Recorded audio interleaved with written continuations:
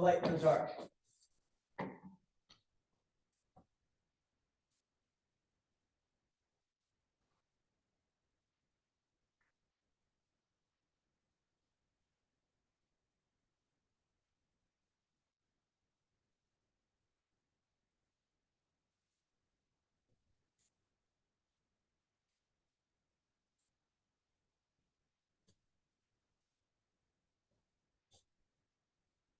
Mother isn't here now. Who knows what she'd say? Nothing's quite so clear now. Feel you've lost your way. You decide, but you are not alone. Believe me, no one is alone. Truly, I wish. I see you. What? Wait, who's there? Could you believe God?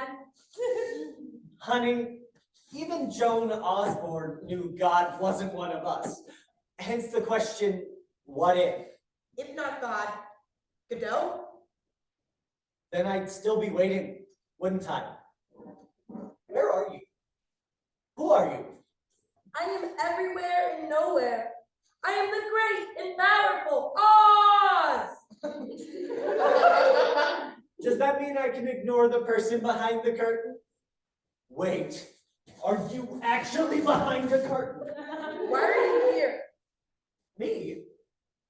I'm a theater major. This is my mothership.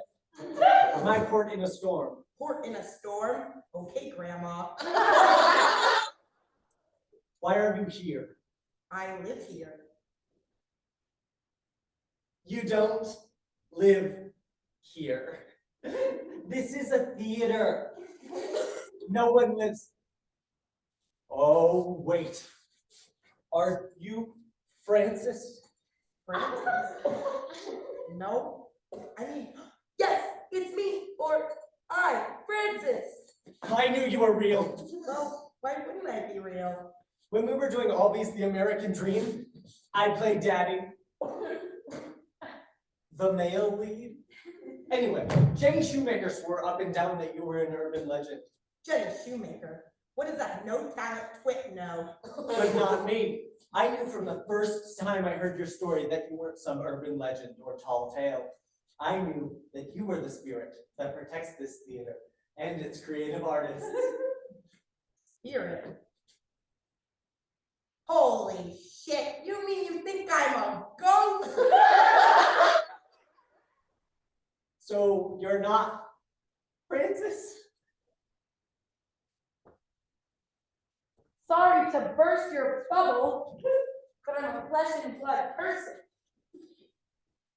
That wasn't nice. What wasn't? I know you're not a theater person, but when you're in our space, you should show a little respect for our customs. And is it your custom to believe in poltergeists and hauntings? What is this? Eastern Europe circa 1897? It is our custom to respect those who have come before us and who, for whatever reason, cannot or will not leave a theater, which we regard as a safe space. You're serious? Did you know that the Palace, which, by the way, is reputed to have more ghosts than any other Broadway theater, has a child ghost who plays peekaboo in the mezzanine, a musician dressed in white who appears to the orchestra pit, and a tightrope walker whose appearance is supposed to foretell a viewer's death. Frightening. At the Eugene O'Neill, there is sometimes a strong scent of lilacs down stage left. Especially when there's a big vase of lilacs down stage left. And the New Amsterdam, it's inhabited by the spirit of a chorus girl named Olive Thomas. You don't say. Olive danced in the Ziegfeld Follies on the New Amsterdam main stage in the teens. That's the 19 teens, not the 20 teens.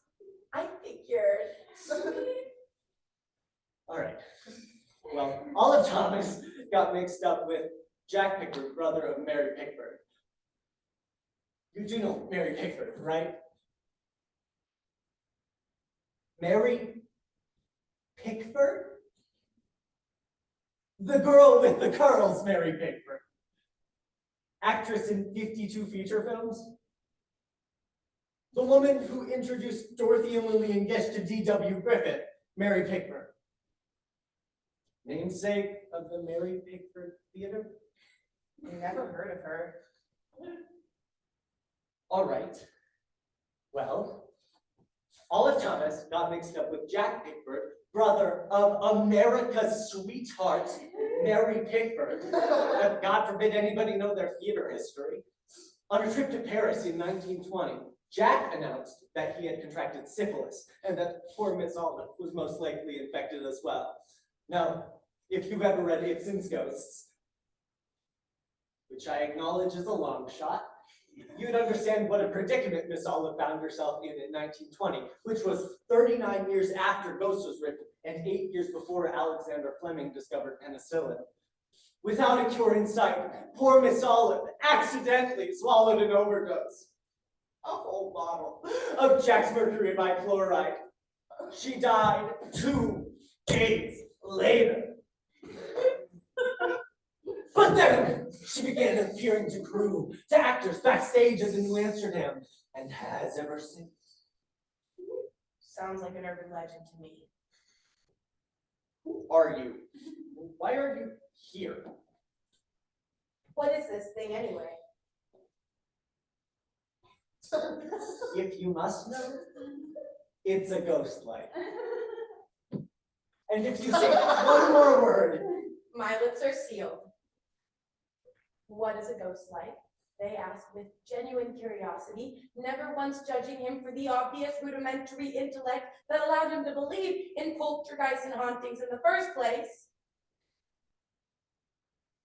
a ghost light, he said to the Philistine before him.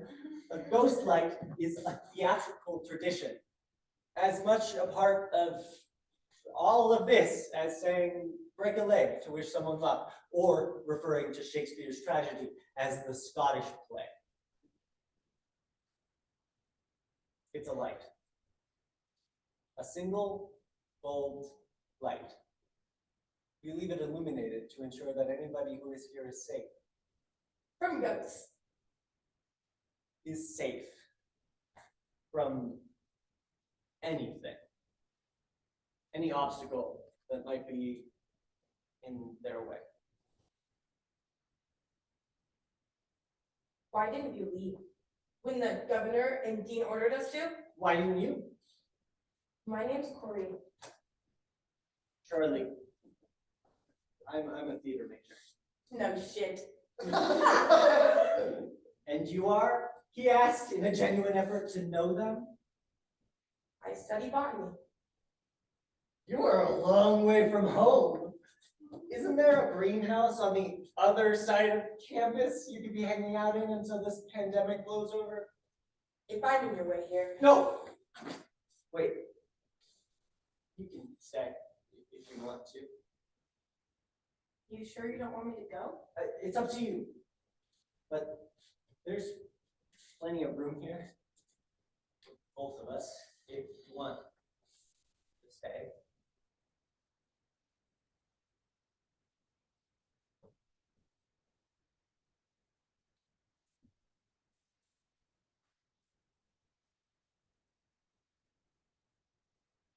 How long have you been here? Almost 4 years. I'm graduating in May. Well, I'm supposed to be graduating in May. Who knows what will happen now? Actually, I meant, how long have you been in this theater? Oh, right. That makes more sense. What is this? Monday? Thursday. Oh, wow. Then, 6 days. 6 days. I wasn't sure if it was safe out there. It's not so bad now that everyone has gone home. Pretty easy to social distance when there's no one to be social with.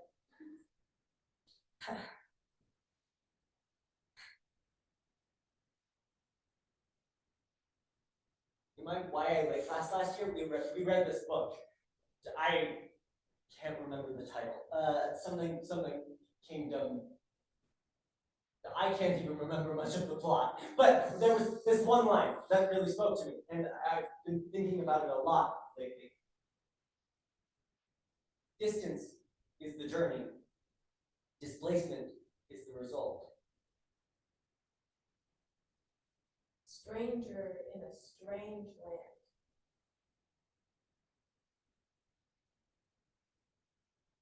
I also wasn't sure whether or not I'd be able to get back in if I left. I assume all the exterior doors are locked. Speaking of which, how did you get in here? There's a window in the costume shop with a broken latch. That's the kind of safety precautions I paid $40K a year for.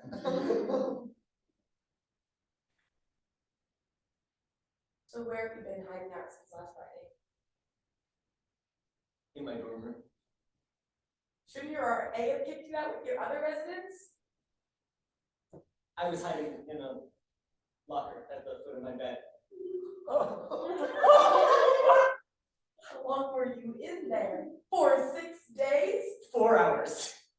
Maybe 5, tops. Just long enough so I knew everyone had left. You must really not want to go home.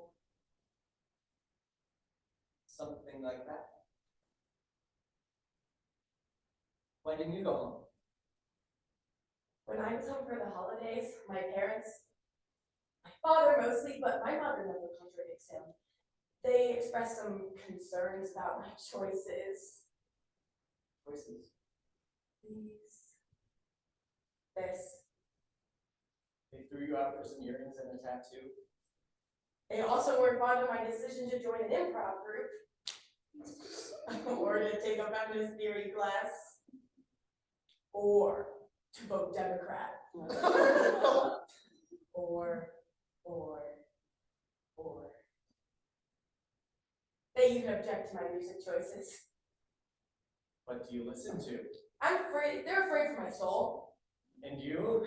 I'm afraid that they're assholes.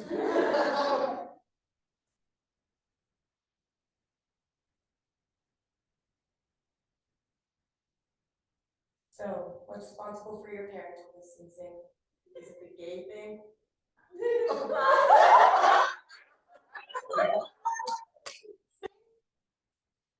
What makes you think? You came into an empty theater building in the middle of a pandemic and started singing Sondheim. I hate being a fucking cliche. I'm just kidding. It's what I do when I'm anxious. It's not just the Sondheim thing. It's the whole "you can never go home again" trope. So cliche. It's so fucking 1973 post-Stonewall gay cliche. Are your parents uber religious? Trump publicans. School has always been my safe space. So when we were told we had to leave, I had a moment of And dread. Where was I going to go? what am I gonna do? For money? For food. And who knows how long this is going to last? When I was in that locker, waiting, I didn't once think about getting sick. Not because I feel invincible or anything like that. It's just I was so busy focusing on how to survive. From moment to moment, I couldn't fathom this virus. So that's why you came here. To calm yourself. This is the closest thing to a place of worship I've ever known. And Sondheim? A godhead. I just came here because I thought it would be a good place to hide out. Lots of entrances and exits. Lots of places to hide in case campus security came a-calling. Or a disciple of Sondheim.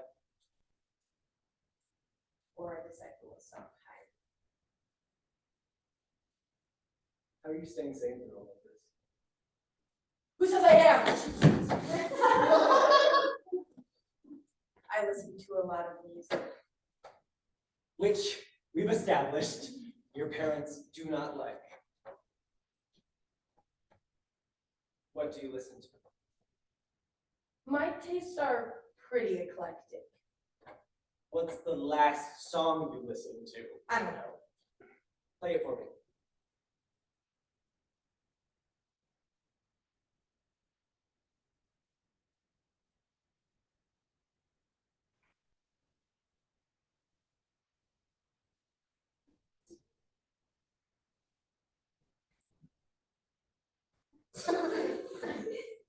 What was that?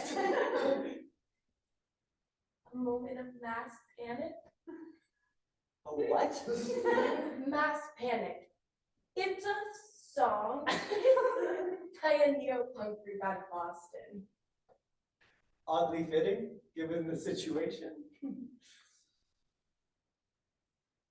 I also dance. You're a dancer. Not formally trained or anything. At least not since I was 8 or 9. Ballet? You overestimate my abilities, even as a much more limber and disciplined 8-year-old. No. Hip-hop. Which for anyone under the age of 12 is just a moderately expensive free-for-all play date. Go on then. What? Show us some of those fresh moves you learned about. I knew I shouldn't have told you. Kidding. I'm just kidding. I really would like to see you dance.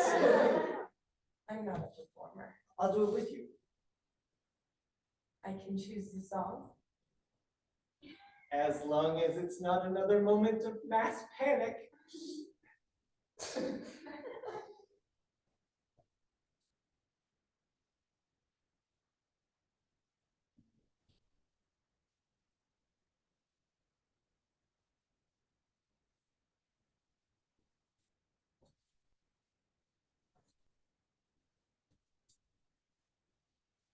I remember this.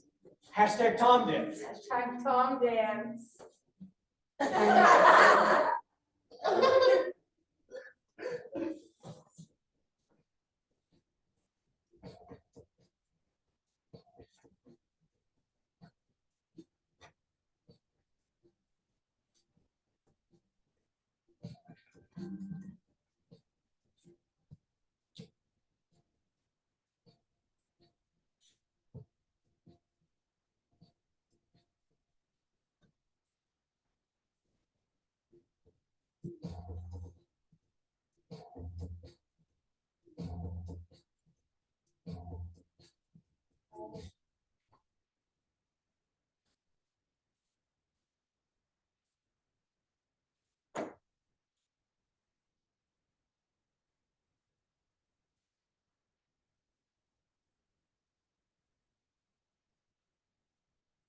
I'm scared. So am I.